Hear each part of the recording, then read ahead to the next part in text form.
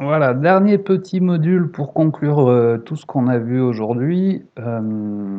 Donc on a pu mettre en place notre site sur le domaine qu'on voulait, un site qui est dédié à la vente en ligne de produits qui vont être retirés en magasin.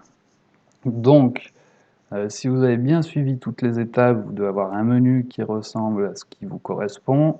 Vous avez un super logo, j'espère qu'il est un peu plus joli que le mien parce que bon, c'est pas grave, même si c'est moche, les gens ils peuvent faire ce qu'ils ont à faire, c'est bien ce qu'on veut dans cette formation gratuite. Donc tout ça, on n'y a pas touché, ça va se faire automatiquement en fait, ça va s'ajouter dans les bonnes catégories, les produits, vous verrez à l'usage.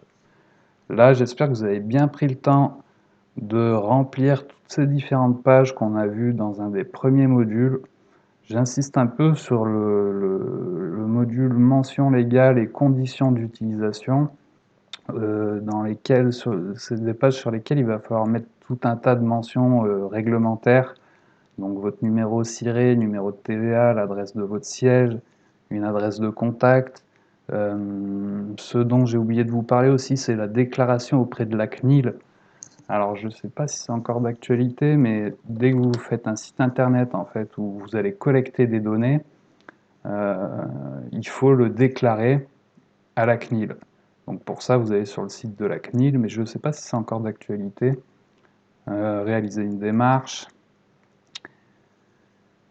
déclarer un fichier, voilà, ça doit être ça. Donc vous faites juste déclarer un fichier, ça va simplement informer la CNIL que vous avez un site internet sur lequel vous collectez des données sur vos utilisateurs. Donc santé, secteur public, on s'en fout, demande d'avis, demande d'autorisation, bah, je pense qu'en fait c'est plus d'actualité. Alors bon, voilà, je ne voudrais pas vous dire de conneries, faites quelques recherches, est-ce que vous êtes encore obligé ou pas de déclarer votre truc à la CNIL? Si oui, ça prend vraiment, c'est quelques clics, hein, et ça vous permet d'obtenir un numéro CNIL que vous pouvez mettre aussi dans vos mentions légales. Voilà. Bah écoutez, je crois que je vous ai tout dit. Alors là, ça ressemble pas à grand-chose parce que bah, j'ai qu'un produit. Ouais, ce qu'on peut regarder aussi, tiens, c'est que en fait, en ayant gardé le thème de base de PrestaShop, bah, tout est optimisé pour la navigation, que ce soit sur ordinateur, sur tablette ou sur mobile. C'est-à-dire que si j'essaye d'afficher mon site comme, comme un site mobile, en fait, pardon, donc là, je passe en mode mobile, voilà. Bah, je vois bien que mon site s'affiche correctement sur un appareil avec un petit écran et que je vais pouvoir tout faire depuis un mobile comme depuis une tablette. Donc avant de lancer le site et de communiquer dessus, je vous invite quand même à faire pas mal de tests, sachant que les tests vont être assez rapides étant donné qu'on a un service de livraison unique qui est le retrait en magasin et qu'on a un service de paiement unique qui est le paiement au moment du retrait en magasin. Alors le risque, c'est qu'il y ait des petits malins qui vous passent des fausses commandes, donc soyez vigilants aussi peut-être à ça.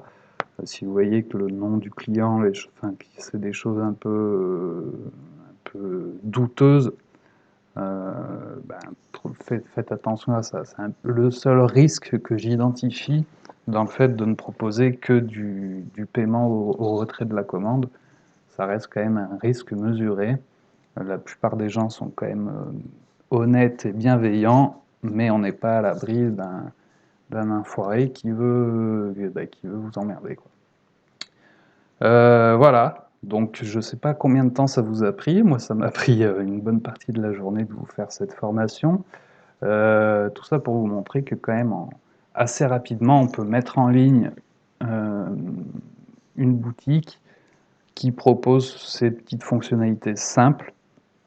Après, il y a plein de choses à améliorer, évidemment, mais là, c'est pas le but de cette formation. Le but, c'est que ben, vous preniez, je sais pas, peut-être une demi-journée, une journée, pour mettre en place votre site et que le 11 mai, vous soyez prêt à accepter des commandes et à relancer votre activité pour rebondir après cette crise qui n'est pas encore terminée, mais on est quand même sur la bonne voie. Voilà, j'espère que tout ça vous a plu. Je vais essayer de répondre à vos commentaires, à vos questions.